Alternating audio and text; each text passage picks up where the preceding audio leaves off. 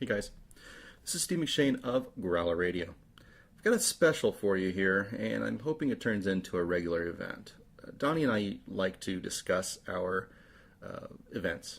We like to discuss festivals that we went to, brewery tours, things that are new that we're experiencing, and kind of try and bring that to you because this is a podcast that wraps around the world. We want somebody in Belgium to know what it's like to go to a tour in California. We think that's important. So we kind of look at it as ambassadors, I guess. And we're not experts. We've made that very clear. But we like talking to experts. This was a case where I was able to go up to Mother Road Brewing in Flagstaff, take pictures, record audio, talk to the head brewer, and just had a blast of a time. Michael and Alyssa Marquise, the founders of Mother Road Brewing, invited 10 folks from Arizona's craft beer scene up there, and I was lucky enough to be invited up by Dan Chenereri. This is one of those cases where you get a rare inside view of how the brewery works, what's taking place, and what their mantra is. I can't say enough. This is going to be a brewery that's going to be passed down from the generations. The kids are already running around the brewery. It's nostalgic. It is Route 66 in every sense of the word. Great beers, great imagination. Urs Reiner's a hell of a head brewer. It is just wonderful. You've got a lot of picks coming up here that's going to be cycling through. Enjoy those. Enjoy the discussion from Urs. He is very informative, and I can tell you the beers that we've had this day, awesome. Lost Highway, thank you. You like your dark IPAs like I do? That's the stuff. All right, well, no more delays. Thanks for listening. Here's Mother Road Brewing.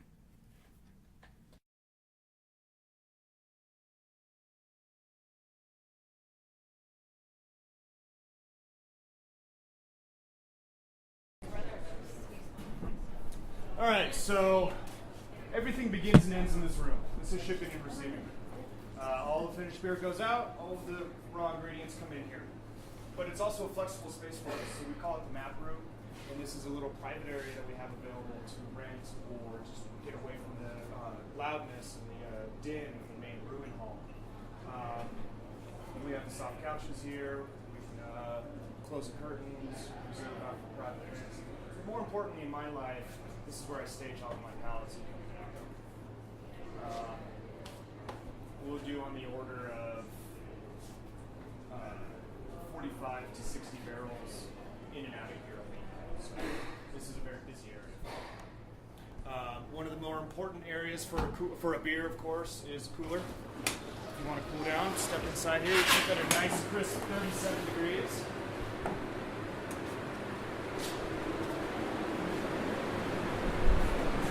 It's always nice to come in here in the middle of a brew day and cool down. Of course, we have to keep our hops cold. They're very perishable. We keep our yeast stored in here, and more importantly, we serve our beer out of here too. So we have all of our beer chasing through a 25-foot line here that's chilled with a forced air system. It works beautifully for us. We tried using a glycol system, and it didn't work, so we went with forced air. It's perfect. Normally, this is completely full of beer, but thankfully our distributor was kind enough to pick up on Fridays, so we cleared it out for him. Get ready for a busy weekend. Lots of hops. All of our hops are domestic. I have 2 varieties that I bring in from Europe, but otherwise everything's from Pacific Northwest.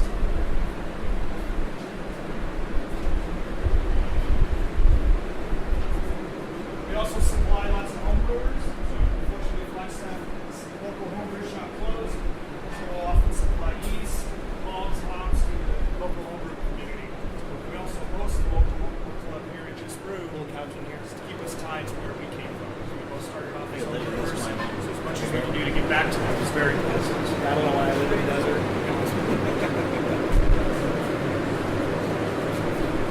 So we can continue on to the what I like to think of as the heart and soul of beer. Is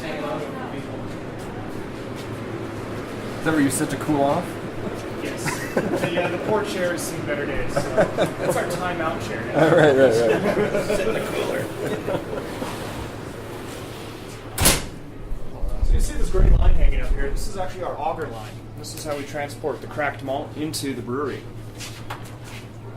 This is one of my favorite rooms. Malt room. Oh, it smells so good. Everything in this brewery is tight and cramped. Feel free to step on in. I love the smell of it. Yeah. Always good. We are an all malt brewery. We do not use very many adjuncts. If we do, it's only for specialty beers. All of our mainline beers are 100% malt. We tend to not use wheat very often. Again, if we do, it's a very one-off special thing. We use quite a few specialty malts, and of course that's how we change up the variety of our beer. The specialty malts, of course, add color, flavor, and sweetness to the beer. One key factor of this brewery, which I'm constantly made fun of about, is we use a Munich in every single one of our beers. It's kind of like a defining characteristic of all of our beers. It adds a biscuity, rich maltiness. And this is kind of one of the things we're known for. So, gotta have the a first... trademark. What's that? Gotta have a trademark. Exactly. First step in every brew day is to measure out all of our raw ingredients and then pass all of the malt through the mill. And, of course, it starts off as a whole kernel malt. We need to bring it down to a usable consistency, and that's what the mill does. The mill, of course, doesn't pulverize the malt, it just cracks it.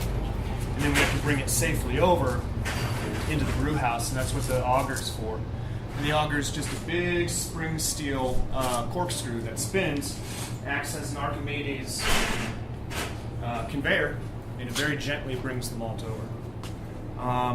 Our batches, in general, take anywhere from 600 to 1,200 pounds of malt per 15 barrels.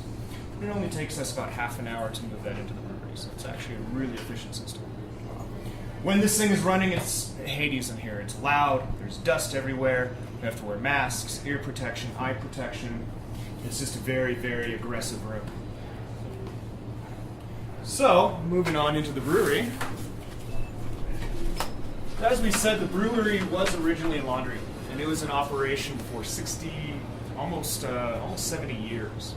And in that time, the building really took a lot of abuse. And if you look all around the building, at this exact same level, you see the wood and the metal and the brick, everything is worn down. And that's from decades of carts of laundry being slammed up against it.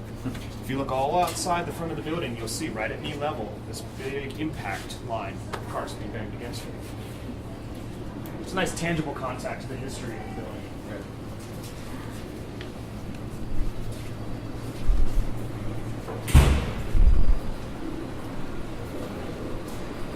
So then we come into my playground. This is the brew house. This is where I spend a majority of my time. We are running just a 3-vessel system, so it's very manual, very labor intensive. There's almost no automation. Everything is done very tactily. There's a lot of hands-on contact with the system. A typical brew day from very beginning to very end is about 8 hours for me. First step, of course, is the mash tun. Brewers love to use a lot of antiquated terms, especially when it comes to vessels and processes. Mash is just the mixture of malt and water. Tun is an old German word for vessel, so this is the vessel that holds the mixture of mash and water. All of our brewery is steam powered, so all of the vessels, these first 2 vessels are jacketed with steam, so we can go ahead and bring up the temperature very quickly. This kettle originally started out its life as a dairy pasteurizer, so it does one thing and it does it very well. It's heat up a large volume of water. Once we go through our mashing process, we can bring the wort, which is another great antiquated term. It's unfermented beer. We can bring that wort up to boil in 45 minutes. So it's an extremely well-designed vessel. An interesting fact, being in Flagstaff at 7,500 feet of elevation, we boil at a really cool temperature. We actually boil at 199 degrees in this room, which means it takes a lot longer for what I want to happen chemically in the kettle. In order to account for that, we actually boil for a very long time. Traditionally, brewers boil their beer for an hour. We add a half hour onto that, so we always boil everything for 90 minutes. It's one of the reasons our beers end up being so clean, free of off flavors. We do mix it up a lot here. A lot of our beers are not traditional beers in the sense of the German Reinheitsgebot. We like to use citrus, nuts, fruit, odd seasonings, odd processes. So a lot happens in the kettle. We add a lot of fun things into there. We also, in the Whirlpool set, where we separate all the solids out of the beer, we also can add additions into there and change up the beer in that sense. So once the beer is done boiling, of course, it goes into this Whirlpool. And Whirlpool is exactly that. It has a tangent port inside, spins the bejesus out of the beer, centrifugal force pulls all the solids to the center. That way I don't plug up my plate chiller. We've got a big beefy dual plate chiller there. It takes us about 45 minutes to cool 500 gallons of beer from boiling down to 70 degrees. So, again, very manual affair. I don't have a controller set on it. It's just me tweaking a valve, looking at a thermometer, making sure everything's fine. Every day we do have the distinct pleasure of crawling into the vessels to make sure everything is spick and span. You cannot make clean beer with dirty equipment. You have to have clean equipment to make clean beer. So again, we have the distinct pleasure of crawling in and out of these like the little ragged spider monkeys. You'll notice the deck up here. This is a brand new addition, brand spanking new. This is our 3-barrel pilot system that we just imported from China. It is not plumbed yet. We are in the process of doing that. We're waiting for a few loose ends to come in, and then we'll be up and running. This is going to supply the tap room with a constant, ever-changing selection of beers. It's going to be anything we want. If we want to do a jalapeno, hibiscus, pale ale, boom, it's done. We're going to allow every employee to design a beer from the ground up, brew it, serve it, and experience that whole process of beer. It'll give every employee the same contact and experience with the beer that I have. That's most likely going to be commissioned by the end of this month. So look for some fun new stuff available in the tap room pretty quick. So once we've done chilling the beer, we come over to our fermenters. The fermenters are in fact 30 barrels. The brew house is 15, which means 2 cycles of brew house will fill 1 vessel. We have done double brew days in 1 day. It's a long day, but it's possible. Normally, though, we do a day after each other. So one day we'll do the first half, the second day we'll do the second half. And of course, that allows us to blend for consistency. If I come short in one value or over with another value, I can compensate for that with the second half of the batch. And really make sure our beers are extremely consistent. The beer resides in here with the yeast for about 10 to 14 days. That's where the magic happens. I have 2 fermentations that are nice and active right now. Please do not stick your head in that bucket. You will pass out. It's full of very concentrated wet CO2. It'll take your breath away immediately. Once we're done with it, we're going to go ahead and crash it. Crashing just means dropping the temperature as low as possible. Makes all of the yeast settle out. At that point, we can dry hop by adding hops to the top. We've experimented with dry spicing. Instead of adding hops, we add spices at this point, which works very well. You'll notice that in our current seasonal called Open Road, we dry spice with pink peppercorns and Szechuan peppercorns. We can then take yeast off the bottom for the next batch and pass our beer through a filter. We do filter all of our beers, mainly for appearance and shelf life.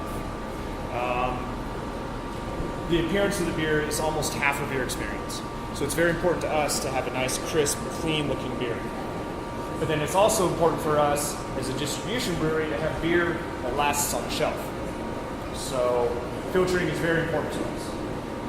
From there, we can go ahead and walk into the what I call the cellar side. So come on back. This is a cramped side of the brewery. So here we have the 3-barrel fermenters for the pilot system and the little right tank that we affectionately have dubbed Bender. You can can probably see the likeness. Our two big bright tanks here are the workhorses of our cellar. We can carbonate 1,000 gallons of beer in about 8 hours and immediately turn it around, pass it through our quaint little bottling line here, or pass it directly into caves. And we can draw down one of these again in about as much time, 8 hours. So we have a very fast turnaround time on our beer, which really ensures that it's fresh as possible for you. This is your bottling line? This is our bottling line. Wow. She's called Stella. Half the time we're screaming at her because we don't know why she's working. The other half we're screaming at her because we don't know why she's not working. We are in the process of upgrading this machine. She's 21 years old. They don't make replacement parts for her. When she breaks, it's about 4 to 5 hours of downtime as we tear into her, wrenching on her, tweaking her nethers, trying to get her to work again. On a good day, she can do 24 cases an hour. She averages more like 16 cases an hour. So, long bottling days, very repetitive, monotonous work. Well, like I said, we're planning on upgrading her pretty quickly. If you know a brewery is looking for an introductory level bottling line, let me know. We'll curse somebody else. Because we're a small brewery, we do all of our own repairs here. I mean, including bottling line, repairs on tanks, installing new equipment. We do all that here. So we have a full workshop back here. All of our tools are back here. We design all of our new process flows here. We do everything in-house. The only thing that we really outsource is welding, just because we don't want to bring welding chemicals and fumes, etc., into the house. So a lot of that's outsourced, but everything else we do here. So a lot of my job is maintenance and repair. And that's the curse of being a brewer. Everybody thinks we just spend all of our time tasting beer, drinking beer, making beer. It's a very small part of my life. I spend more of my time with my hands in a bucket of cleanser or wrenching on something than anything else. Not complaining, I wouldn't have it any other way. Oh, I'm sorry. So then we can continue on into our mechanical room. You'll notice these gray insulated lines passing behind the fermenters. That's the supply of glycol that we use to control temperature on the fermenters. And then once everybody's out here, I'm going to slide the fence down. It's an airlock so we can come back here.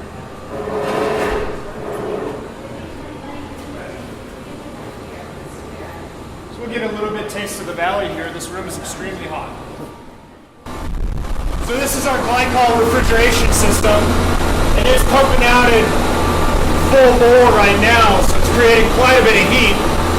On the other side, we also have our boiler. Our boiler supplies all the heat for the hot side of the house. We have a lot of storage here. We also we stress every bit of beer that we make here, and this is a beautiful room for stressing beer. Like I said, a 6-pack in here, and it's the same thing as about 8 months on the shelf in a room like this. So I can immediately tell if our beer, if something's wrong in our beer before it goes out on the market. You can see the paint in here. This is how the entire brewery was painted, or the entire building was painted when we came in. It was an eyesore. We spent about 6 months of renovation in here. About 2 months of that was painting, just trying to get rid of this. We kept this as a reminder, keep us a little bit grounded. Let's go ahead and step out of this heat. It's brutal.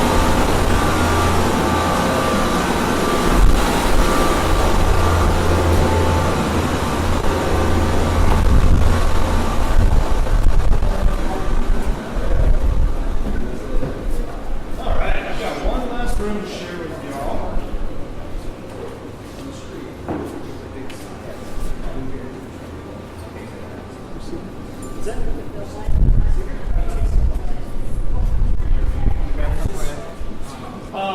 Every brewery has a lot of associated dry goods, packaging materials, equipment that needs to be stored. So this is only half of the building. I'm going to show you the other half right now. And this is a section of the building that very few people actually get to see. Take a glass with you back there. pull the dartboards out of the way here.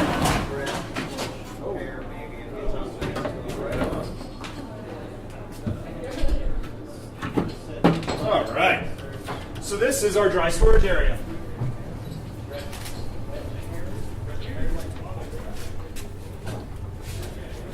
We just brought in a new hire who is our keg cleaner. He has his work cut out for him, as you can see. This is 2 weeks of dirty kegs. So in 2 weeks' time, we generated this many dirty kegs. And this isn't even all of them. We have another little bit of storage outside. So we go through a lot of draft material. The wheels of commerce are definitely turning in this building. Also in this room, we store excess malt, packaging material. We have our fledgling barrel aged program, which I'm going to share with you guys here in just a moment. All of our tap room materials stored back here. We're sharing all of our swag. And then I also have my office here, which doubles as a laboratory. We conduct yeast counts here, quality control, quality analysis. All of our record keeping is done in here too for the brewing. And it's also a great general meeting area. During the winter, this room is not heated, which means it'll get down easily to 30 degrees in this room. And in the summer, it also gets just as warm. Is your office heated? My office is not heated, so a little space heater goes a long way. Yeah. You do have a space heater back here, is that what you're saying? I will, yeah. Yeah, If it moves. Keg's freezing up, man. If you're Oh yeah. degrees above freezing. You'll definitely see your breath in this room. Nice. Are these kegs just from the tap room, or are these? No, these are from set distribution. Yeah, this is from our distribution arm. Hensley and Company, of course, is our distributor. We have a wonderful relationship with them. They're really taking good care of us. So when they come to pick up new kegs from us, we'll drop off all the empties. What's your proudest beer you've ever made? So far, it is the Oak Age 2nd anniversary. So that is, we aged that on a blend of it's a sour blend called Growler, blend of Brettanomyces and Lactobacillus. So it's a beautiful, beautiful, clean wild ale. Not very sour. The Angels definitely took their share of this beer. It ended up almost at 16% alcohol. So beautiful beer. Yeah. So What was it called? it's our Oak Age. It's called Wooden Spoke 3, or I'm sorry, Wooden Spoke 2. That's second. Yeah, the Wooden Spoke series number 2. So. And I'm actually going to introduce you right now to a Wooden Spoke series potentially number 4.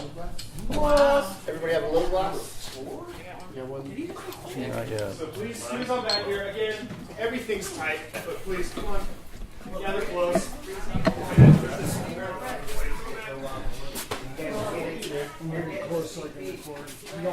I don't mind a bit.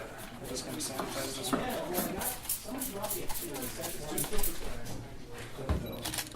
And I hope you all have tasting glasses. Please just cycle through, and I will fill them up for you.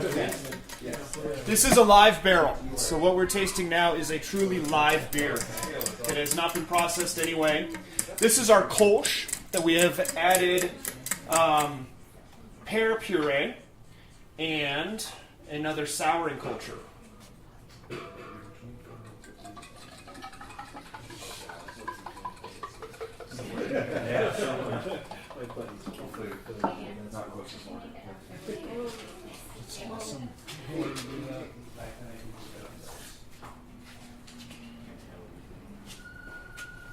And I'll set this down.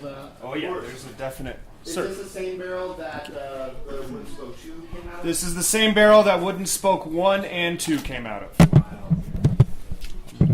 If you wouldn't mind just Out of the way. You got it. passing tasting glasses forward and backward, we can through teamwork we can serve everybody.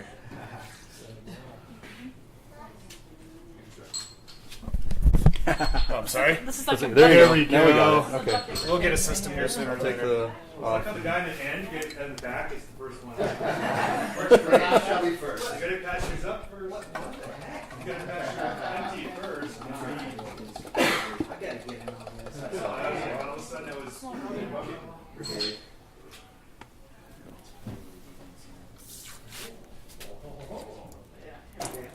Oops, I'm sorry. No, it's okay. The table set up. Yep. we're ahead too. Okay, here we go. I didn't hear the whole speech, but Of course. it's a little sour, but in fact, you might want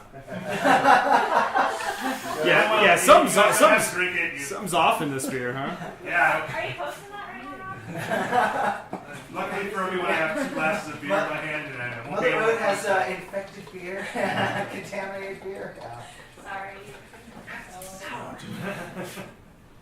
Like I said, I didn't hear the first part of this. So. This is our Kolsch that we have aged with pear puree, and the barrel has already been inoculated with Brettanomyces, Lactobacillus, and what's the other strain I'm looking for? Vinegar-producing strain. Acetobacter. Has everybody gotten one? That's it? What was in this barrel? Good. The barrel started out its life at Heaven Hill Distillery with whiskey inside. Alright. Oh wow, this is really yummy. How much contact time does it have so far? Take one of those. Let me see here. We brought this in April 29th. Good. Is there any empty glasses? Going? Please. Here you go, buddy. Cool. Here, Dan, I got you. Yeah. Got him? There it is. Cheers, everyone. Cheers. Here's to innovation. Yeah, I'll just drink right out of the thief.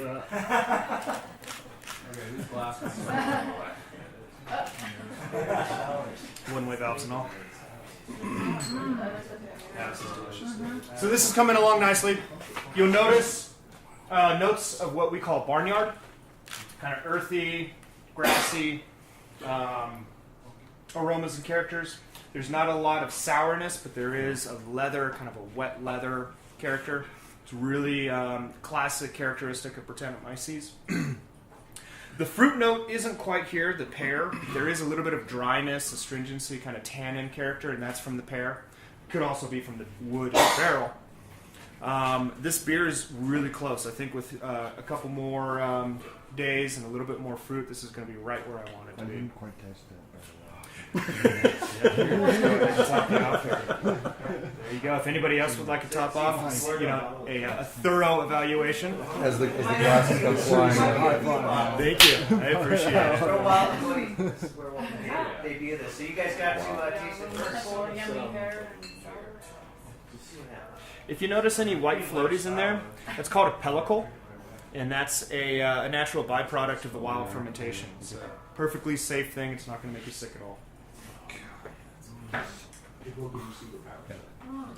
think you nailed that one. Thanks so much. This is just the most recent of my endeavors. These other barrels are filled with Lost Highway. These are fresh bourbon barrels. So the Lost Highway Black IPA has been aging on this, and it actually took up so much bourbon character that I'm diluting it threefold in order to bring it back down to a controlled level.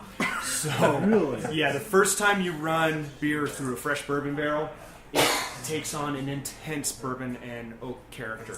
So we always have to back blend that down.